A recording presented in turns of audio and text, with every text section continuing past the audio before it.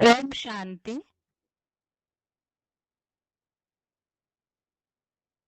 भगवद गीता श्लोक क्लास में आज का श्लोक है 7वें अध्याय का 19वां श्लोक। अध्याय 7 श्लोक नंबर 19। श्लोक है बहुनाम जन्मनाम अन्ते ज्ञानवान मां प्रपद्यते वासुदेव सर्वमिति स महात्मा सुदुर्लभ। श्लोक दोबारा। बहुनाम जन्मनाम अन्ते ज्ञानवान मां प्रपद्यते वासुदेव सर्वमिति स महात्मा सुदुर्लभः। श्लोक का संधि विच्छेद है। बहुनाम जन्मनाम अन्ते ज्ञानवान मां प्रपद्यते वासुदेव सर्वम इति स महात्मा सुदुर्लभः। श्लोक का संधि विच्छेद दोबारा। बहुनाम जन्मनाम अन्ते ज्ञानवान मां प्रपद्यते वासुदेवः सर्वम इति स महात्मा सुदुर्लभः। शब्दों के अर्थ है ज्ञानवान अर्थात ज्ञानी, बहुनाम अर्थात बहुत, जन्मनाम अर्थात जन्मों के, अन्ते अर्थात अंत में, माम अर्थात मुझको, प्रपद्यते अर्थात पाता है, सर्वम अर्थात सारा, वासुदेव अर्थात वसुदेव, इति अर्थात ऐसा, स अर्थात वह, महात्मा अर्थात महान आत्मा, सुदुर्लभ अर्थात बड़ा दुर्लभ है। शब्दों के अर्थ दोबारा। ज्ञानवान अर्थात ज्ञानी, बहुनाम अर्थात बहुत, जन्मनाम अर्थात जन्मों के, अन्ते अर्थात अंत में, माम अर्थात मुझको, प्रपद्यते अर्थात पाता है, सर्वम अर्थात सारा, वासुदेव अर्थात वसुदेव है, इति अर्थात ऐसा, स अर्थात वह, महात्मा अर्थात महान आत्मा, सुदुर्लभ अर्थात बड़ा दुर्लभ है। श्लोक का अर्थ है ज्ञानी बहुत जन्मों के अंत में मुझको पाता है, सारा वसुदेव है, ऐसा वह महान आत्मा बड़ा दुर्लभ है। श्लोक में बात आई है ज्ञानी बहुत जन्मों के बाद भगवान को प्राप्त करता है और सारा ही वसुदेव है, सारा अर्थात सारा जगत ही वसुदेव है, ऐसा मानने वाला वो महान आत्मा बहुत ही बड़ा दुर्लभ है। तो इस श्लोक का क्लैरिफिकेशन सहित अर्थ भी पढ़ते हैं। ज्ञानी बहुत अर्थात 84 जन्मों के अंत में, ज्ञानी बहुत अर्थात 84 जन्मों के अंत, वानप्रस्थ अर्थात वाणी से परे की स्थिति में मुझको ही पाता है। सारा जड़ जंगम जगत उस ज्ञान धन दाता वसुदेव अर्थात शिव बाप के पुत्र वासुदेव की रचना है। ऐसा वह महान आत्मा महादेव एक मुखी रुद्राक्ष संसार भर में बड़ा दुर्लभ है। अभी तक के पिछले 2 श्लोकों में हमने ज्ञानी की विशेषताएं देखी। जैसे कि भगवान ने बताया है भगवत गीता में, ज्ञानी तो आत्मा मुझे विशेष प्रिय है, और जो जितना ज्ञानी वो उतना योगी भी होगा। और ऐसा जो योगी या जो ज्ञानी आत्मा है, जो श्रेष्ठ है, तो वो भगवान की सर्वोत्तम गति में ही आधारित है, अर्थात भगवान पर ही पूरा आधारित है। ऐसा जो ज्ञानी है बहुत जन्मों के अंत में, बहुत जन्म अर्थात 84 जन्मों के अंत में, और उस 84 जन्मों के अंत में कैसी स्थिति होती है वो बताया। वानप्रस्थी अवस्था में मुझको ही पाता है, अर्थात भगवान को पाता है। और भगवान को प्राप्त करने के बाद ज्ञानी अर्थात जिसमें ज्ञान है, और ज्ञान अर्थात जानकारी, जानकारी किसकी? भगवान की, भगवान की पूरी यथार्थ पहचान, भगवान को पूरी तरह से जानना। जैसे कि श्लोक नंबर 17, श्लोक नंबर 17 में जो हमने VCDs के पॉइंट समझे थे, उसमें शिव बाबा ने ये बात बताई है मुरलियों में कि भगवान को ज्ञानी तो आत्माएं क्यों प्रिय है? क्योंकि जो भगवान को यथार्थ रीति जानता है, पूरी पहचान जो प्राप्त करता है भगवान की, तो ऐसे ही ज्ञानी तो आत्माएं भगवान को प्रिय है।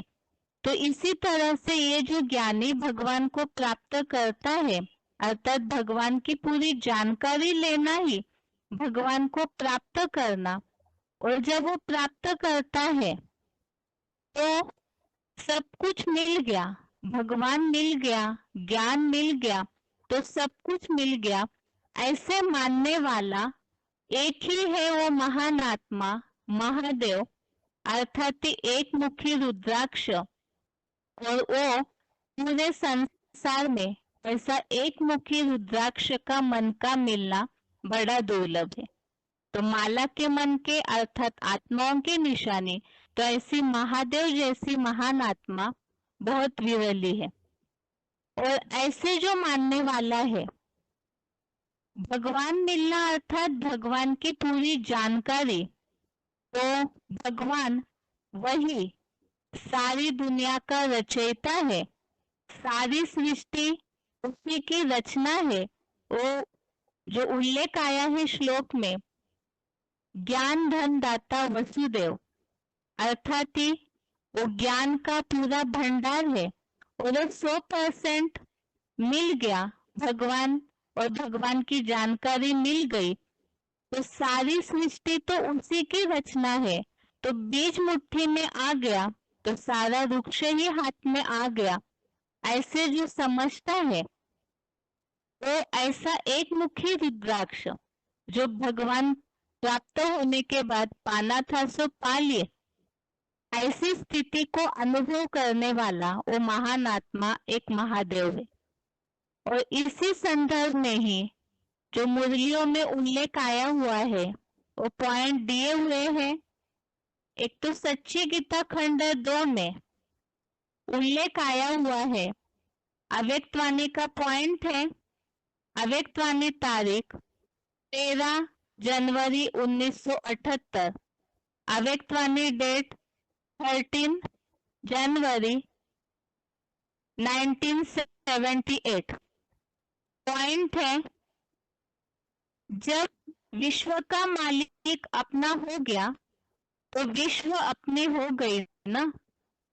जैसे बीज अपने हाथ में है तो वृक्ष तो है ही ना। जिसको ढूंढते थे उसको पा लिया। घर बैठे भगवान मिला तो कितनी खुशी होनी चाहिए। भगवान ने मुझे अपना बनाया, इसी खुशी में रहो तो कहीं भी आंख नहीं डूबेगी। तो ज्ञानियों की निशानी इस पॉइंट में बताई है, पाना था तो पा लिया। इसी तरह त्रिमूर्ति का जो रिवाइज एडवांस कोर्स किताब है उसमें भी एक उल्लेख आया हुआ है। पॉइंट है, मुरली तारीख 12 मार्च 1967, मुरली डेट 12 मार्च 1967। पॉइंट है, परवाह थी पार ब्रह्म में रहने वाले बाप की, वो मिल गया तो बाकी फिर क्या चाहिए। इस तरह से इस श्लोक का एक सार इस पॉइंट्स में आया है। इसके साथ ही रेफरेंस श्लोक में भी इसी तरह का उल्लेख है। रेफरेंस श्लोक भी देखते हैं। 8वें अध्याय का 14वां श्लोक, अध्याय 8 श्लोक नंबर 14। इस श्लोक में उल्लेख आया हुआ है, अभी अव्यभिचारी मन बुद्धि रूपी चित्त से जो योगी मुझको नित्य निरंतर याद करता है तो उस नित्य नियम पूर्वक लगनशील रहने वाले योगी को मैं सुखपूर्वक मिलता हूँ।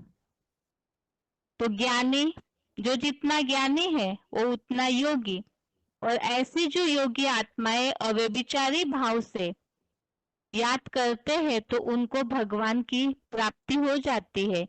जो आज के श्लोक में भी उल्लेख आया है, ज्ञानी बहुत जन्मों के अंत में मुझको पाता है।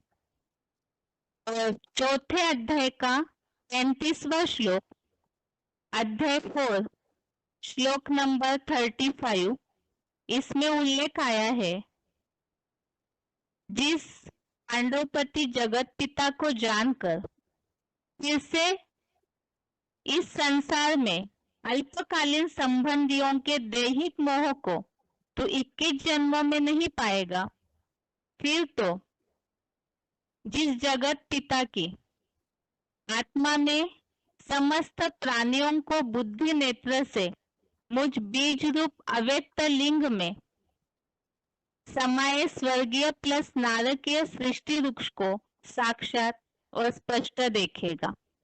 तो जो इस श्लोक में उल्लेख आया है, जगत पिता को जानकर, यहाँ तो खास भगवान को जानने के बाद भगवान को जान लिया तो सारी सृष्टि तो उसी की रचना है।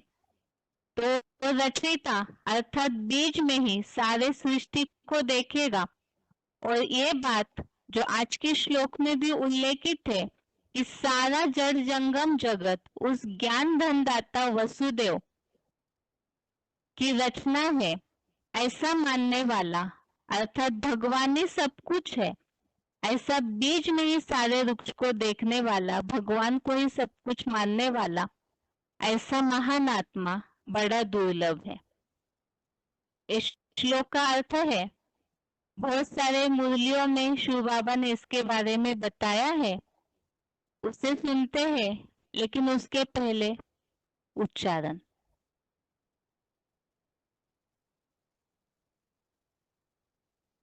बहूनां जन्मनामन्ते ज्ञानवान् मां प्रपद्यते वासुदेव सर्वमिति स महात्मा सुदुर्लभः। ज्ञानी बहुत अर्थात 84 जन्मों के अंत, वानप्रस्थ व संन्यास के भी अंत में मुझको ही पाता है। सारा जड़ जंगम जगत उस ज्ञान धनदाता वसुदेव शिव बाबा के पुत्र वासुदेव की रचना है। ऐसा वह महान आत्मा महादेव एक मुखी रुद्राक्ष संसार भर में बड़ा दुर्लभ है।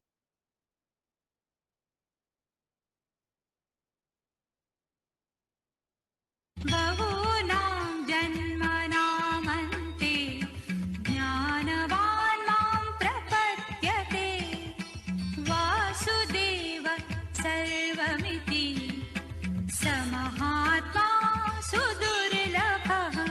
ज्ञानी बहुत अर्थात 84 जन्मों के अंत, वानप्रस्थ व संन्यास के भी अंत में मुझको ही पाता है। सारा जड़ जंगम जगत उस ज्ञान धनदाता वसुदेव शिव बाबा के पुत्र वासुदेव की रचना है। ऐसा वह महान आत्मा महादेव, एक मुखी रुद्राक्ष संसार भर में बड़ा दुर्लभ है।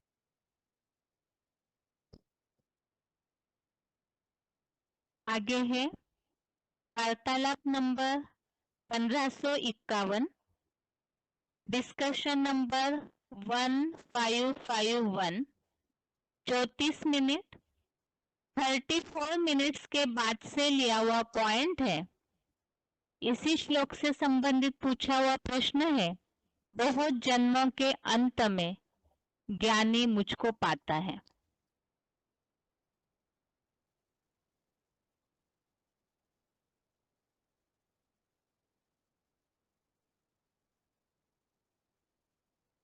गीता में के श्लोक है, बहुनां जन्मान् मनते ज्ञानवान् मां प्रपद्यते वासुदेव सममिति समात्मा सुदुर्लभः। क्या है? बहुनां जन्मान् मनते। हाँ, वो सुन लिया, इसका अर्थ ही समझना है बस। इसमें प्रश्न क्या पैदा हो रहा है? बहुनां जन्मान् मनते क्या? अरे सुन लिया ना। हाँ, इसमें आपको क्या प्रश्न पैदा होता है इस श्लोक में? बहुनां जन्मान् मनते क्या? हो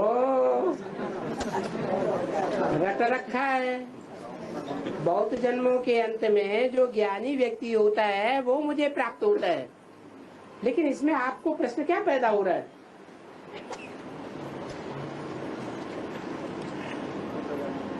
बहुनां जन्मान्। अरे एक जन्म में जो सफल होता है ना, हैं? एक जन्म में सफल होता है तो बहुनां जन्मान् मनते क्या बोलते हैं? हाँ, बहुत जन्मों के अंत में जो ज्ञानवान व्यक्ति मेरे को प्राप्त होता है, प्रपद्यते। प्रपद्यते माने प्राप्त होता है। शरण जाता है, शरण जाता है। हाँ Surrender। हाँ, शरण तो तभी होगा जब मैं मेरे को प्राप्त करेगा, मेरे को जानेगा कि मैं आपका हूँ, मैं तेरा हूँ, तभी तो शरण में आएगा। दुनिया को समझता है दुनिया मेरी नहीं है, दुनिया मेरे आड़े वक्त में काम आने वाली नहीं है। कौन काम आने वाला है? एक भगवान ही काम आने वाला है, तो उसी की तो शरण में जाएगा, और किसकी शरण में जाएगा? क्या एक जन्म में संभव नहीं है? एक ही जन्म में तो संभव है, एक ही जन्म में तो बाप आता है। ये बहुनाम जन्मनाम अंत्य से ही साबित होता है कि बहुत जन्मों के अंत में आता है। इस शब्द से ये साबित नहीं होता, साबित होता है। बहुनाम कितने जन्म होते हैं? ज्यादा से ज्यादा 84 जन्म। आगे है सच्ची गीता खंड पॉइंट का जो क्लिप बना हुआ है उसमें से लिया हुआ पॉइंट है पॉइंट नंबर 65, सच्ची गीता खंड पॉइंट नंबर 65, वानप्रस्थ अर्थात वाणी से परे की स्थिति। जैसे बाप समझाते हैं ब्रह्मा की आयु 100 वर्ष, और मैं इनकी 100 वर्ष की अवस्था में प्रवेश नहीं करता हूँ। कब करता हूँ? इनकी वानप्रस्थ अवस्था में प्रवेश करता हूँ। वानप्रस्थ अवस्था कब से होती है? 60 साल के बाद वानप्रस्थ अवस्था होती है।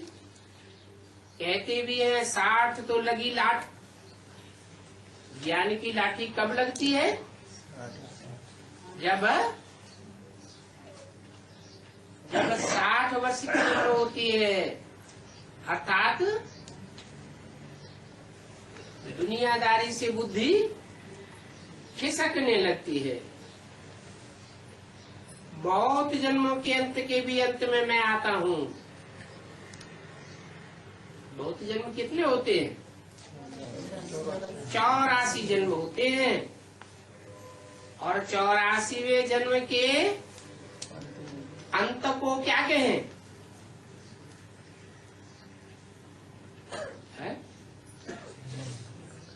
84वें जन्म के अंत को कहें 60 वर्ष ब्रह्मा की आयु। और फिर उसका भी अंत तो कब कहें? सन 36 में प्रजापिता ब्रह्मा के 84 जन्म हुए। और 84 जन्मों में 60 साल का अंतिम टाइम आया। और अंत का भी अंत कब आया? जब 60 साल में ब्रह्मा की 100 साल पूरी हो जाती है, 40 वर्ष और ऐड हो जाते हैं, तो कहेंगे बहुत 84 जन्म, उसका भी 60 वर्ष का अंतिम टाइम, और उसमें भी अंत का भी अंत। ब्रह्मा की 100 साल आयु पूरी होती है। आगे है VCD number 1673, VCD number 1673, 32 minute 32 minutes के बाद से लिया हुआ पॉइंट है। बहुत जन्म अर्थात 84 जन्मों का अंत। बाप ने कहा है कि बहुत जन्मों के अंत के भी अंत के जन्म में मैं प्रवेश करता हूँ। बहुत जन्म कितने होते हैं? और 84 जन्म का अंत कौन सा होता है? कब होता है? कब? 36। तो 84 जन्मों के अंत के जन्म के भी अंत में कब हुआ? 84वें जन्म का अंत हुआ जब प्रजापिता ब्रह्मा की आयु 60 वर्ष थी, वानप्रस्थी अवस्था थी।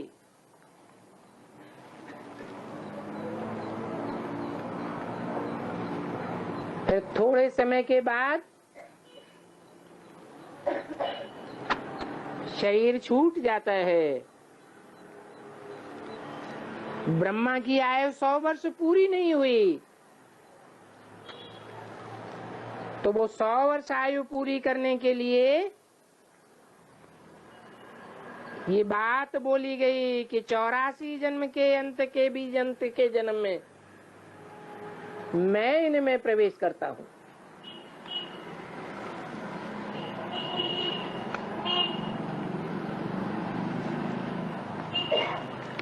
तो 100 वर्ष आयु ब्रह्मा की पूरी होने के लिए 76 में फिर प्रवेश करते हैं।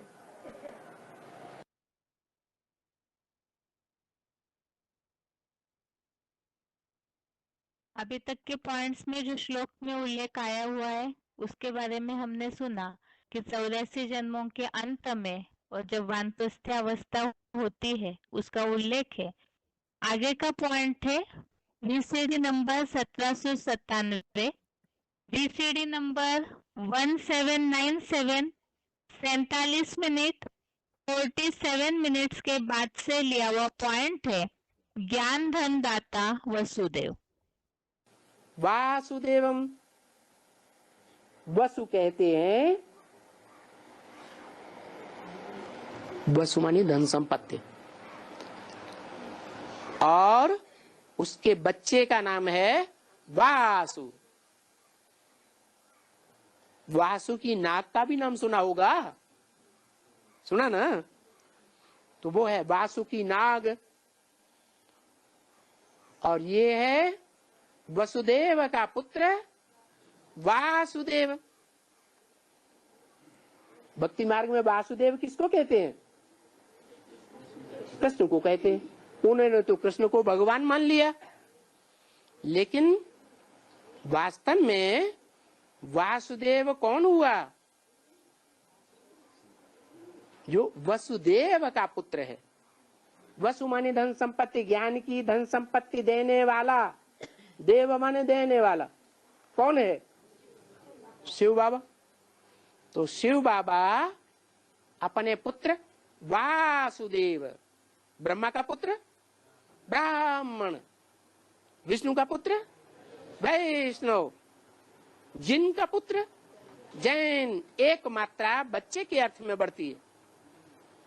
तो वसुदेव का पुत्र कौन हुआ? वासुदेव। वो वासुदेव किसके लिए कहा? उन्होंने तो कृष्ण के लिए लगा दिया, लेकिन वासुदेव है कौन? है जो धन संपत्ति, ज्ञान की धन संपत्ति देने वाले का पहला पुत्र है। कहते हैं देव देव महादेव। देव ब्रह्मा, देव विष्णु, देव देव कहते हैं कि महादेव, तीसरा महादेव। माने देव देव हो गए दो। कौन कौन? ब्रह्मा और विष्णु, और महादेव शंकर। तो बाबा मुरली में पूछते हैं बड़ा कौन हुआ? है महादेव बड़ा हुआ। आगे है VCD number 486, VCD number 486, 35 minute 37 minutes के बाद से लिया हुआ पॉइंट है। जड़ जंगम जगत का रचयिता एक बीज बाप। रिकॉर्ड चला है, तुम्हें पाके हमने जहां पा लिया है। किसे पाकर? तुम्हें। तुम्हें माने किसे? ऐसी कौन सी चीज है जिसे पा लिया जाए तो जैसे पूरी दुनिया मिल गई है? जिससे हमारे सर्व नहीं, बरगद इतना बड़ा वृक्ष होता है, विशाल वृक्ष।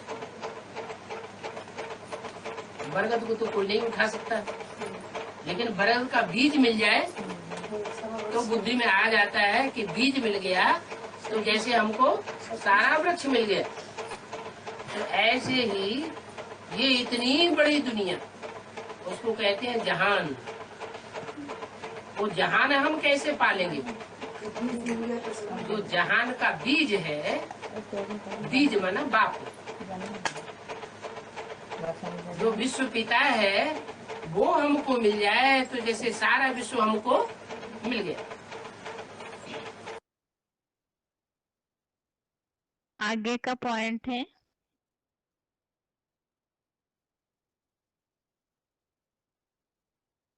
VCD नंबर 2859, VCD नंबर 2859, 1 घंटा 12 मिनट 1 आवर 12 मिनट्स के बाद से लिया हुआ पॉइंट है।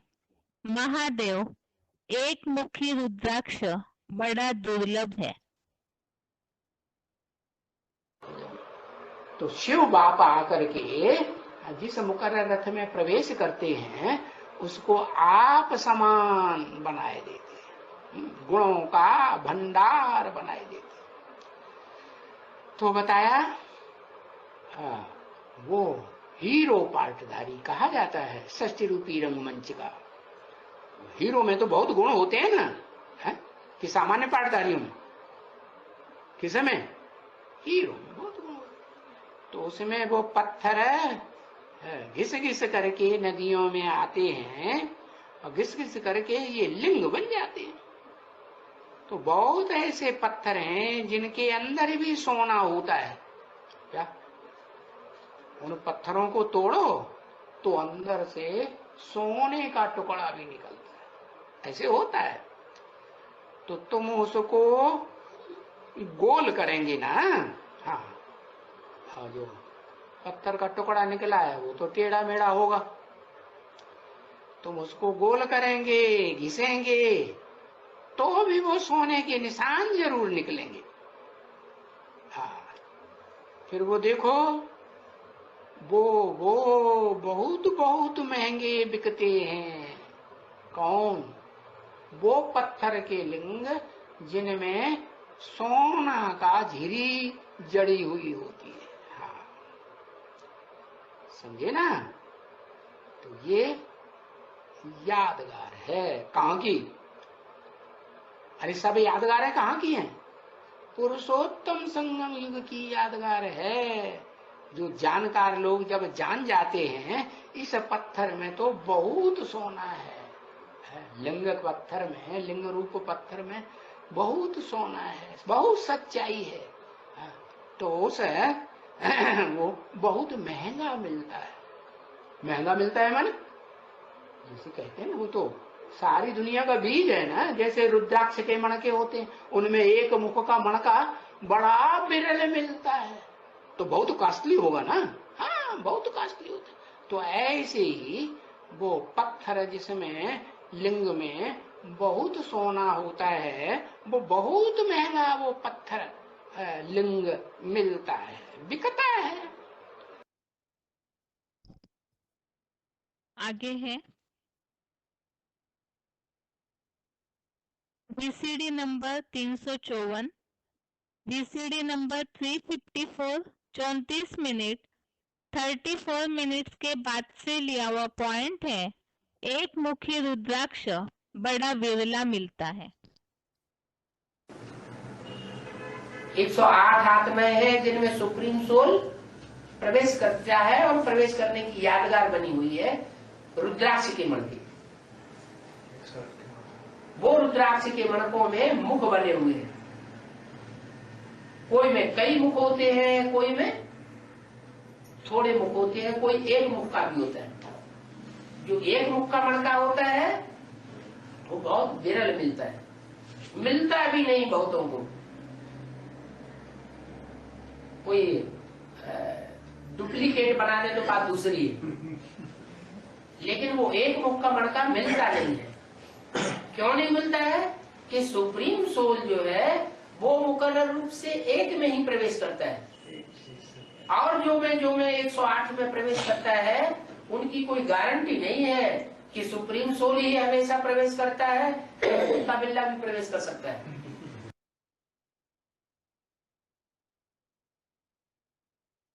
ये हो गए श्लोक संबंधित सारे पॉइंट्स।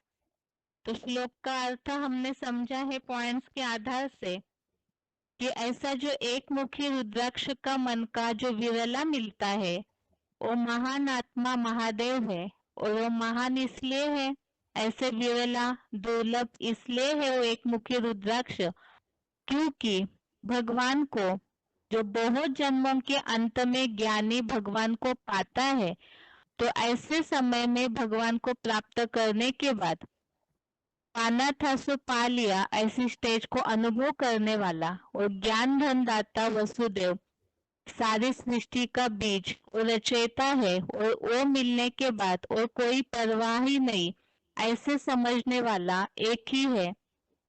इस तरह से ये श्लोक का अर्थ है। इसके साथ ही आज के लिए गीता क्लास यहाँ पूरा होता है। ओम शांति।